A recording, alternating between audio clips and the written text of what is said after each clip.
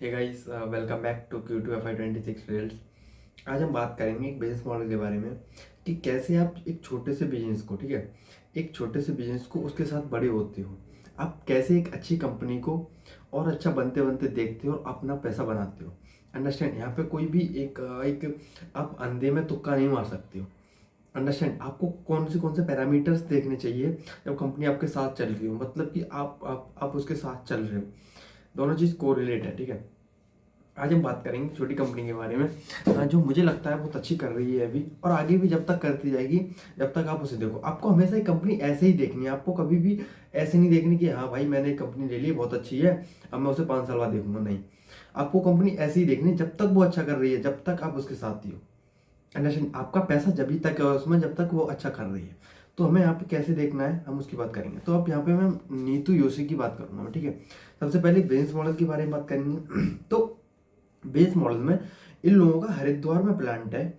ये लोग बनाते हैं बेसिकली इंडियन रेलवेज के लिए, जो मालगाड़ी होती है उनकी बोगीज के लिए।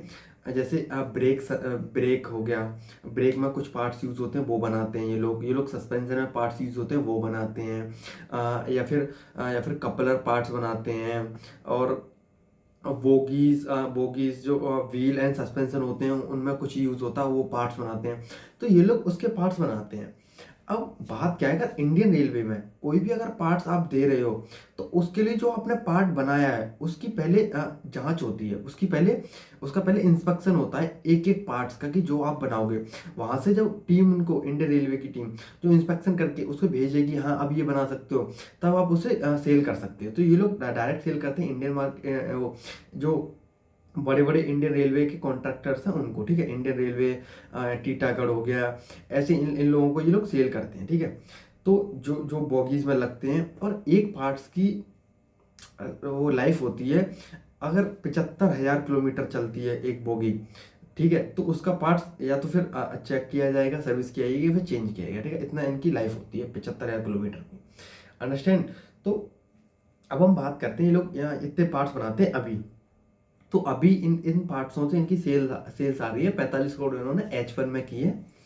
45 crore sales, which is 30% grow हुई है वाइन वाइन लेवल। यहाँ पे H1 से अच्छा होता है इनका H2। ओके, मतलब H1 से ज़्यादा सेल्स आती है H2 में। तो ये लोग यही बना रहे हैं अभी। इतने 4-5 अच्छे खासे पार्ट्स हैं। और भी पार्ट्स की इन्होंने अपनी इंफॉर्मेशन, अपनी डिजाइन भेज रखी हैं, वो पास हो जाएंगे तो वो भी बनाने लगेंगे। ओके, एक प्लांट है इनका 8,000 mega ton per annum capacity पे अभी इनका। उसमें और भी ये लोग एक्सपेंशन कर रहे हैं, साथ के साथ ये लोग बोल रहे हैं। अब दूसरा, इन्होंने एक लैंड खरीदी थी, मतलब कि ये बना ही रहे हैं, ठीक है। इन्होंने बोला कि हमें और बढ़ने के लिए अब हमें बोगीज बनानी है। बोगी, उसके लिए इन्होंने कानपुर में लैंड खरीदी। पर वहाँ पे इंस्पेक्शन वाले लोग आते थे लखनऊ से, तो बहुत दूर पड़ रहा था उनके लिए। तो इन्होंने ये बोला कि हमने हरिद्वार में ही एक और लैंड खरीदी है। आई थिंक वो खरीदी है इन्होंने, मैं वो लिखना भूल गया कितनी स्क्वायर मीटर है, ठीक है। तो इन्होंने अच्छी खासी लैंड खरीदी है, उससे ज़्यादा खरीदी है। और ये लोग यही बोल रहे हैं कि हाँ, हम अपने टाइम पे ही इसको स्टार्ट कर देंगे। इन्होंने टाइम दिया है उस प्लांट को बॉगीज बनाने के लिए।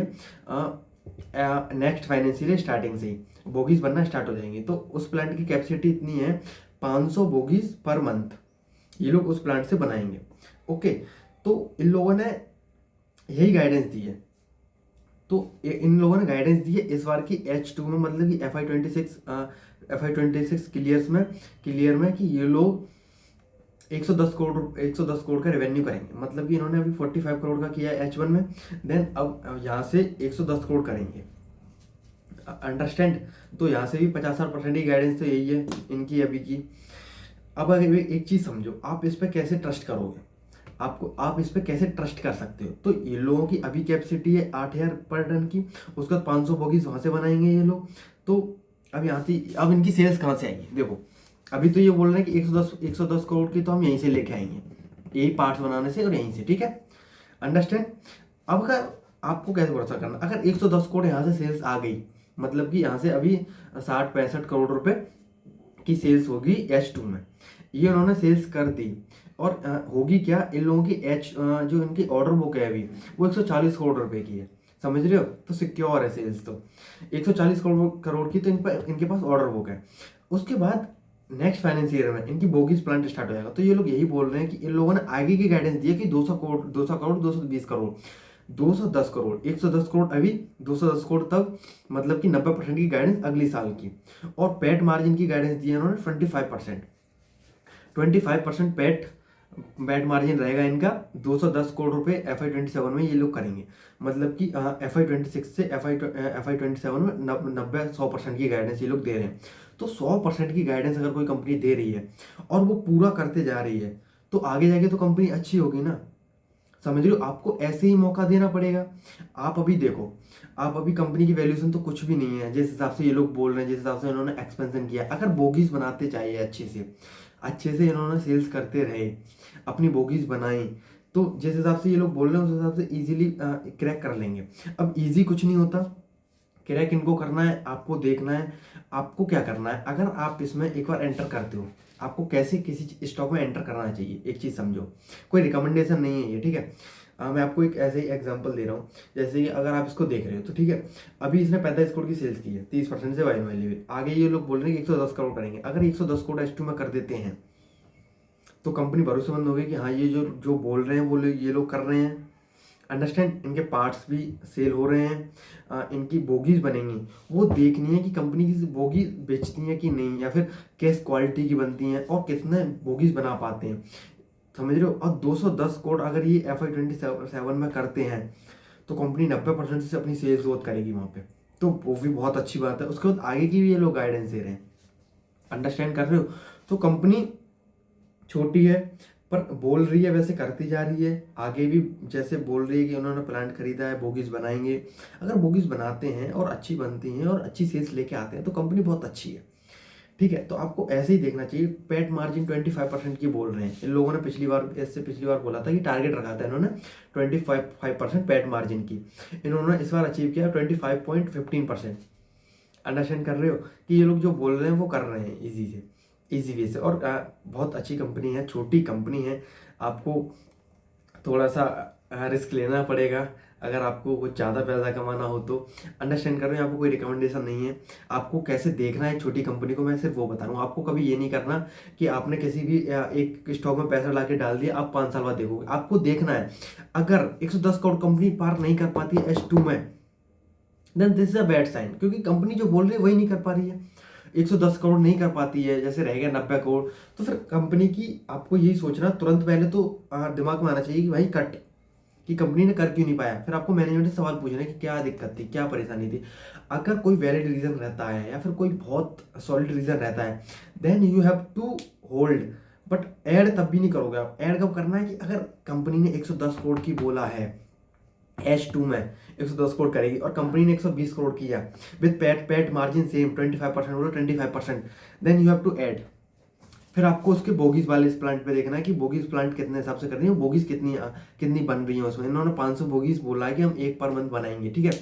अगर उसमें भी ऐसे ही बोगीज बनती रहीं, उसमें भी H1 में FY 27 के H1 में ऐसा ही रिजल्ट आया जिस हिसाब से ये लोग बोल रहे हैं कि 200 करोड़, तो वहाँ पे भी 110 120 25 करोड़ रुपए आना चाहिए उसमें, ठीक है। FY 27 H1 में। तो फिर आपको वहाँ भी ऐड करना पड़ेगा। अगर बेकार आता है तो आपको कट करना है और मैनेजमेंट से पूछना है। ऐसे ही एक इन्वेस्टिंग करते हैं, ऐसे ही एक इन्वेस्टिंग होती है। अंडरस्टैंड। आपको ये चीज़ देखनी चाहिए। आपको हमेशा एक्टिव रहना चाहिए अपने स्टॉक को लेके। आपको ऐसे ही सोचना चाहिए।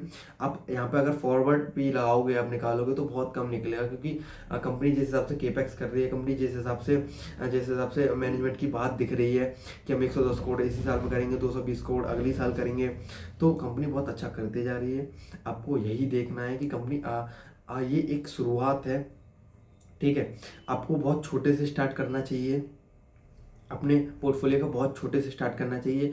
कंपनी अच्छा करती है, आपको उस हिसाब से ऐड करना चाहिए और पढ़ते रहना चाहिए, ठीक है गाइस। बस यही है। 110 करोड़ रुपए ये लोग इस साल करेंगे FY 26 में। देन 210 करोड़ की इन्होंने गाइडेंस दी FY 26 में। पैट मार्जिन सेम है, 140 करोड़ की ऑर्डर बुक इनके पास अभी है। और FY 28 में भी इन्होंने 330-340 करोड़ तक की बोला है। ओके, तो वहाँ से भी 56 या 60% की सेल्स ग्रोथ गाइडेंस दी है। तो इनकी गाइडेंस अभी तो 50 से ऊपर ही है, ठीक है, यहाँ से 50 से ऊपर 60 से ऊपर ही करेगी, छोटी कंपनी है। तो मैं भी यही चाहूँगा कि कंपनी 60% 100% से अपनी सेल्स ग्रोथ करे। बहुत अच्छा, क्योंकि छोटी कंपनीज पे मौका रहता है अपनी सेल्स डबल करने का, अपनी सेल्स को फाड़ देने का। ठीक है, और हमें ऐसी ही कंपनी चाहिए। Okay, thank you guys.